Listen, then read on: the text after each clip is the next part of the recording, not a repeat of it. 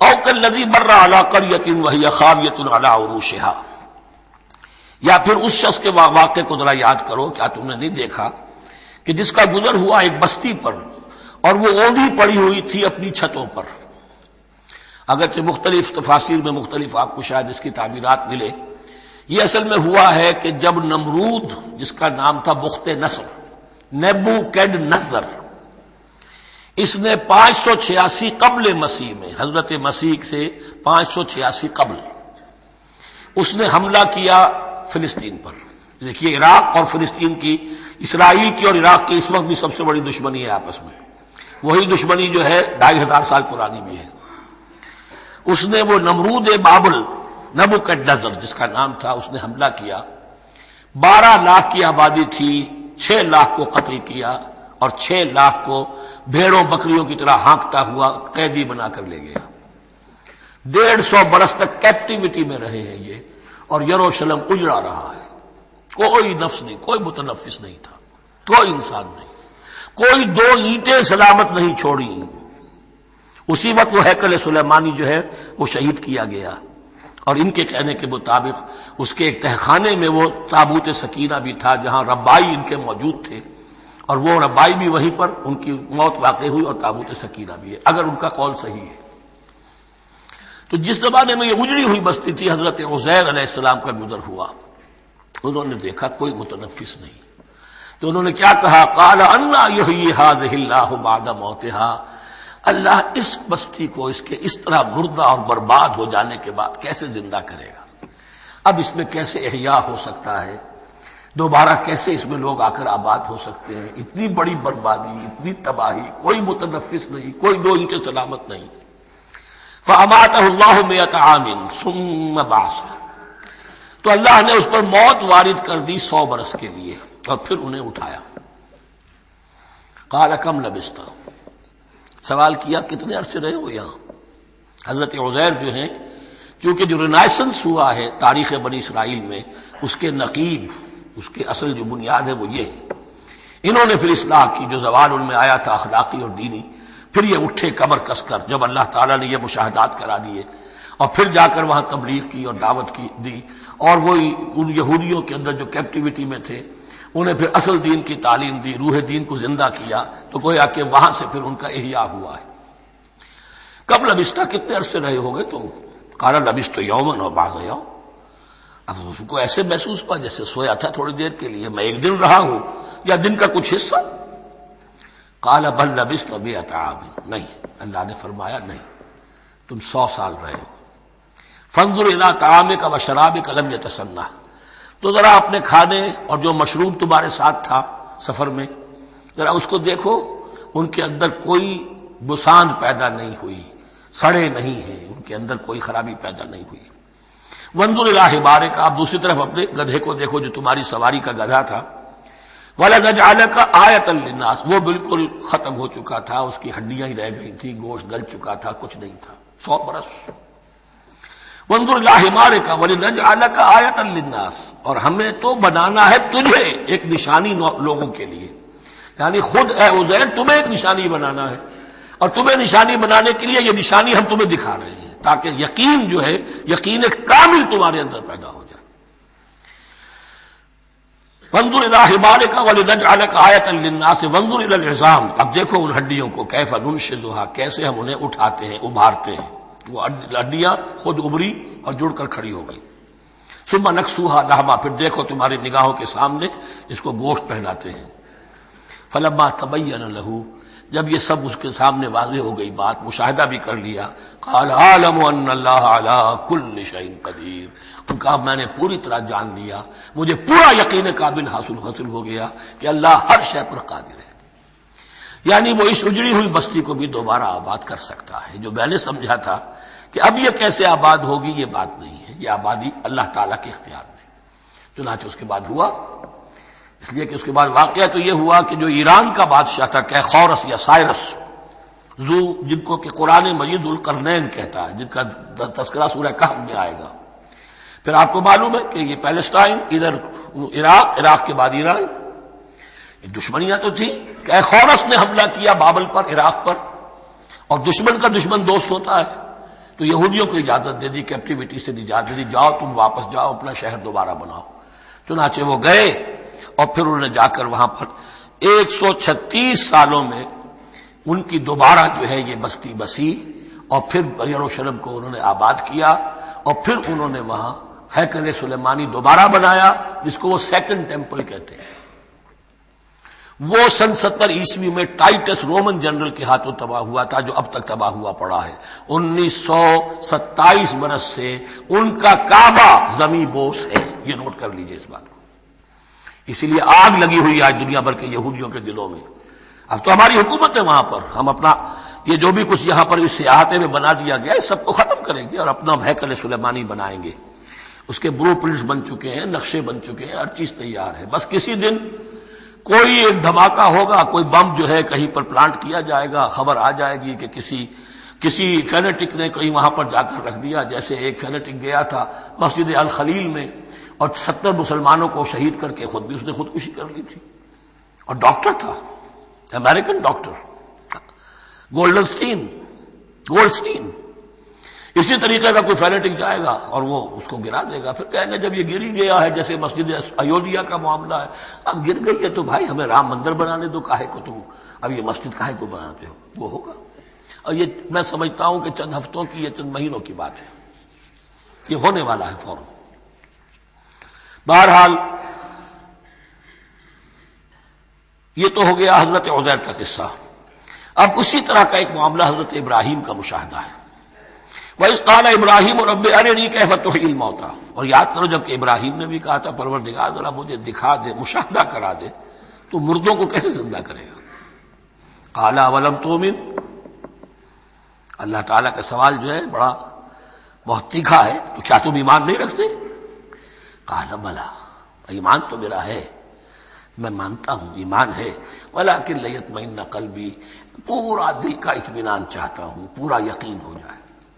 اور یہ انبیاء کا معاملہ ہے، سب کا ہے۔ انبیاء کو چونکہ ایمان اور یقین کا ایک ایسی فرنس بنانا ہوتا ہے کہ جن سے ایمان و یقین دوسروں میں سرایت کرے، تو ان کے ایمان و یقین کے لیے انہیں مشاہدات ایسے کرا دیے جاتے ہیں کہ پھر ان کے لیے وہ ایمان صرف ایمان بالغیب نہیں رہتا، بلکہ وہ ایمان بالشہود بھی ہو جاتا ہے۔ کذالک نری ابراہیم ملکوت السماوات والارض، اسی طرح ہم نے دکھائے ابراہیم کو آسمان اور زمین کے ملکوت، جو بھی ہماری حکومت ہے، جو وہ مخفی حکومت ہے، جو کاسمک ایک اسٹیٹ ہے، اس کی گورنمنٹ ہے، اس کے تمام اہلکار ہیں، فرشتے ہیں، ہم نے مشاہدہ کرایا ابراہیم کو۔ حضور کو اسی لیے شب معراج میں لے جایا گیا کہ ہر شے کو اپنی آنکھوں سے دیکھ لیں، تو وہ یقین کامل پھر ہو جاتا ہے کہ جس میں کسی درجے میں بھی پھر تو یہ ہے کہ ان کے وہ خود ایک بھٹی بن جاتے ہیں ایمان اور یقین کی۔ قال بلا ولكن ليطمئن قلبي قال فخذ أربعة من الطير فصرهن إليك، تو فرمایا اچھا ٹھیک ہے 4 پرندے لے لو، انہیں اپنے ساتھ ملا لو، ہلا لو کہ وہ تمہارے ساتھ تمہاری آواز سن کر آ جایا کریں۔ ثم اجعل على كل جبل منهن جزءا، پھر ان کے ٹکڑے کرو اور ہر پہاڑ پر ایک ایک ٹکڑا رکھ دو۔ تو جو تفسیر میں آتی ہیں یہ کہ ان میں سب کا سر علیحدہ کیے، ٹانگیں علیحدہ کی، پر علیحدہ کیے، دھڑ علیحدہ کیے، ایک پہاڑ پر چاروں سر رکھ دیے، ایک پہاڑ پر چاروں کے دھڑ رکھ دیے، ایک پہاڑ پر چاروں کے، اس طریقے سے مختلف اجزاء میں تقسیم کر دیا۔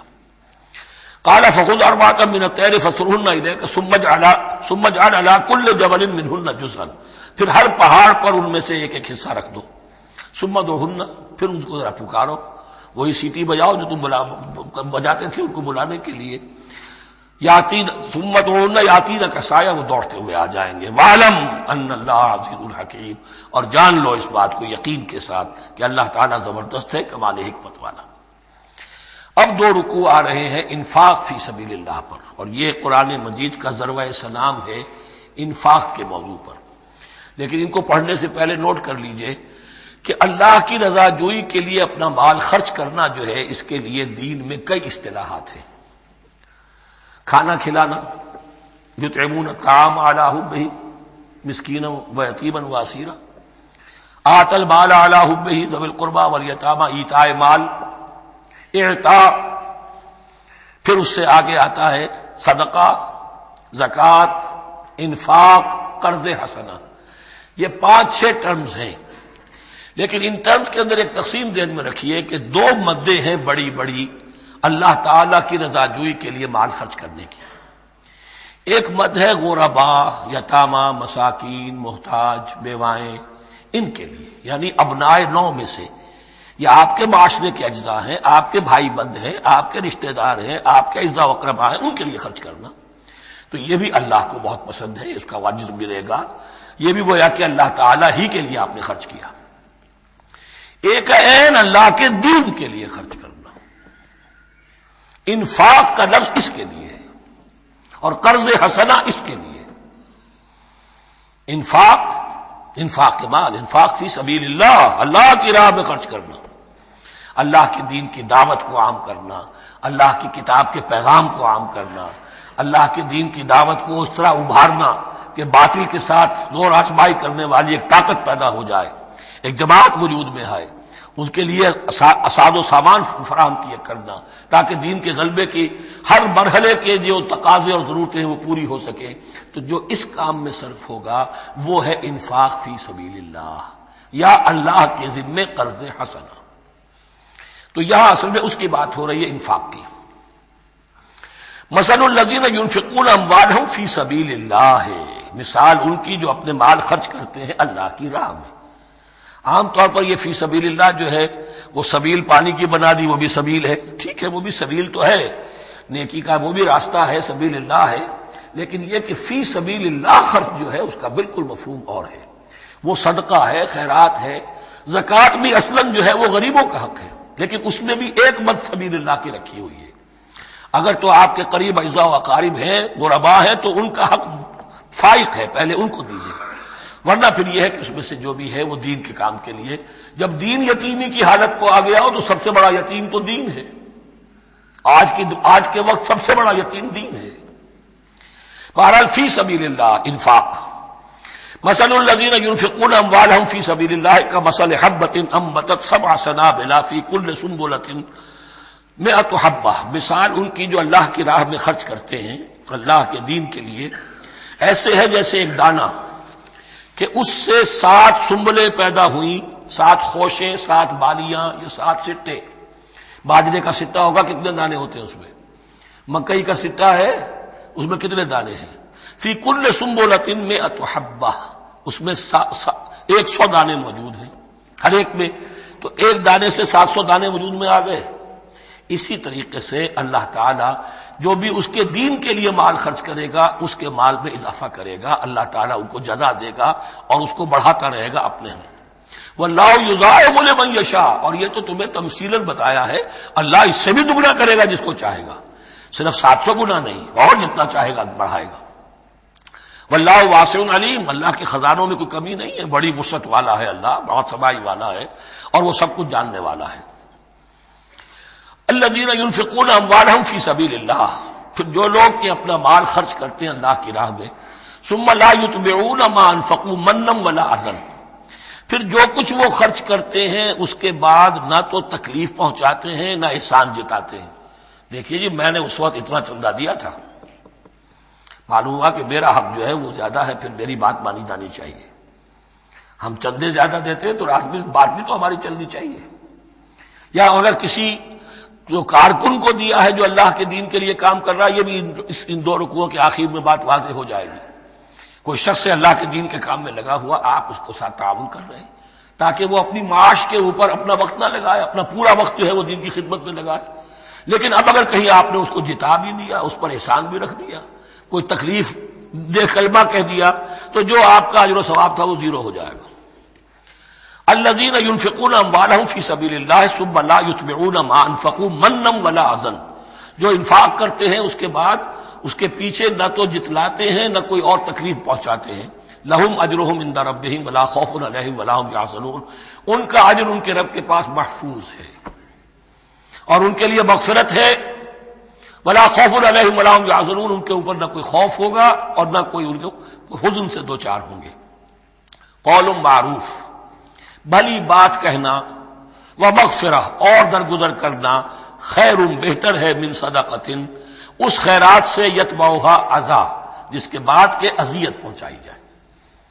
کوئی آپ سے فرض کیجئے کوئی ضرورت کے لیے آئی گیا ہے، کسی نے ہاتھ پھیلا دیا ہے، تو آپ اگر آپ نہیں کر سکتے مدد، قول معروف نرمی کے ساتھ جواب دے دیجئے، معذرت کر لیجئے. یا یہ ہے کہ اگر کسی سائل نے آپ کے ساتھ درستی کی ہے تو پھر بھی یہ ڈانٹیے نہیں، وَأَمَّا السَّائِلَ فَلَا تَنْهَرْ، پھر بھی یہ ہے کہ مغفرت، معاف کیجئے. یہ کہیں بہتر ہے اس سے کہ دے تو دیا، خیر من صدقۃ یتبعھا اذی، اس کے بعد اسے دو چار جملے بھی سنوا دیے، کوئی اور سلواتیں بھی سنا دی اسے، تو اس کا کوئی فائدہ نہیں ہوا. واللہ غنی حلیم، اللہ تعالیٰ غنی ہے اور حلیم ہے. یہ کیوں کہا گیا کہ تم اگر کسی کو دے رہے ہو تو اصل میں اللہ کو دے رہے ہو. ایک حدیث میں آتا ہے کہ اللہ تعالیٰ اپنے بندے سے شکایت کرے گا، اے میرے بندے تیرے پاس مال تھا، میں نے تجھ سے مال طلب کیا تھا، میں بھوکا تھا، میں نے تجھ سے روٹی مانگی، تو نے مجھے کھلایا نہیں. بندہ کہے اللہ تو غنی ہے، تجھے بھوک، تجھے احتیاج، کہ وہ جو میرا بندہ تھا جو بھوکا تھا، اس نے جو مانگا تھا تجھ سے وہ میں ہی تھا، اصل میرا بندہ تھا. الخلق عیال اللہ، تجھ سے انہیں کھانے کو نہیں دیا، تجھے تو گویا کہ مجھے نہیں دیا. اے میرے بندے میں ننگا تھا، میں نے تجھ سے میں چاہا کہ میرا سطر ڈھانپ دے، مجھے کوئی لباس دے دے، لیکن یہ کہ تو نے نہیں دیا. یہ اسی طریقے سے تو سمجھ لیجئے کہ اللہ تو غنی ہے، جو دے رہے ہو سمجھ لو کہ اللہ کو دے رہے ہو. اور حلیم ہے، وہ حلم والا ہے، فوراً نہیں پکڑتا تمہیں. تم جو بھی کرتے ہو، جو دل سے اتری ہوئی شے وہ اللہ کے نام پہ دے دو، جو ردی چیز ہے وہ اللہ کے نام پہ دے دو. تو اللہ تعالیٰ کی غیرت جو ہے اسی وقت اگر جوش میں آ جائے اور تمہیں پیس کے سرما کر دے وہ، تو وہ کر سکتا ہے، لیکن نہیں، حلیم ہے. وہ دیکھتا ہے کہ میری توہین کر رہا ہے، مجھے دے رہا ہے اور یہ دے رہا ہے. یا ایھا الذین آمنوا لا تبطلوا صدقاتکم بالمن والاذی، اہل ایمان اپنے صدقات کو باطل نہ کر لو، نسیہ منسیہ ہو جاتے ہیں، بالمن والاذی، جتلا کر اور کوئی اذیت بخش بات کہہ کر.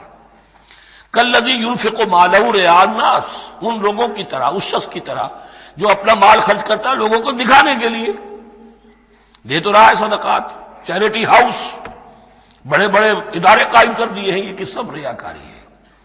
کوئی سرکار دربار میں رسائی کے لیے فاؤنڈیشنز بنے ہوئے، کچھ اپنے وہ ٹیکس بچانے کے لیے، کچھ اور اپنی ناموری، کیونکہ پھر الیکشن بھی لڑنا ہے. یہ سارے کام جو ہوتے ہیں اللہ جانتا ہے کس کی کیا نیت ہے. لا تبطلوا صدقاتکم بالمن والاذی کالذی ينفق مالہ رئاء الناس ولا یؤمن باللہ والیوم الاخر، جو ریاکاری کر رہا ہے وہ حقیقت میں ایمان نہیں رکھتا اللہ پر اور یوم آخر پر. یہ ریا اور یہ ایمان ایک دوسرے کی ضد ہے. جیسا کہ حدیث بار بار سنا چکا ہوں، من صلی یرائی فقد اشرک، ومن صام یرائی فقد اشرک، ومن تصدق یرائی فقد اشرک. جس نے دکھاوے کے لیے نماز پڑھی اس نے شرک کیا، جس نے دکھاوے کے لیے روزہ رکھا اس نے شرک کیا، جس نے دکھانے کے لیے لوگوں کو صدقہ خیرات دیا اس نے شرک کیا. ولا یؤمن باللہ والیوم الاخر فمثلہ کمثل صفوان علیہ تراب فاصابہ وابل فترکہ صلدا. تو اس کی مثال اس چٹان کی سی ہے، اس پر کچھ تھوڑا سا غبار، کچھ ریت جم گئی تھی، تو اگر کسی چٹان کے اوپر کچھ تھوڑی سی تہ آ گئی ہو مٹی کی، وہاں آپ نے کوئی بیج ڈال دیے، کوئی فصل بھی ہو گئی. فاصابہ وابل، اب آیا زوردار ایک بارش کا چھینٹا پڑا، زوردار منہ پڑا، بارش بھی پڑا، فترکہ صلدا.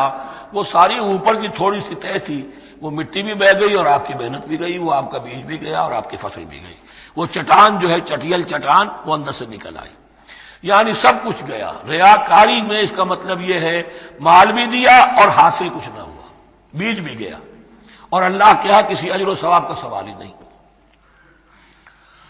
لا یقدرون علی شیء مما کسبوا، جو محنت انہوں نے کی تھی، اس تھوڑی سی مٹی جو جم گئی تھی اس میں بھی کچھ ہل چلایا تھا، کچھ بیج ڈالا تھا، اب اس میں کوئی قدرت انہیں حاصل نہیں ہے، سب کچھ گیا.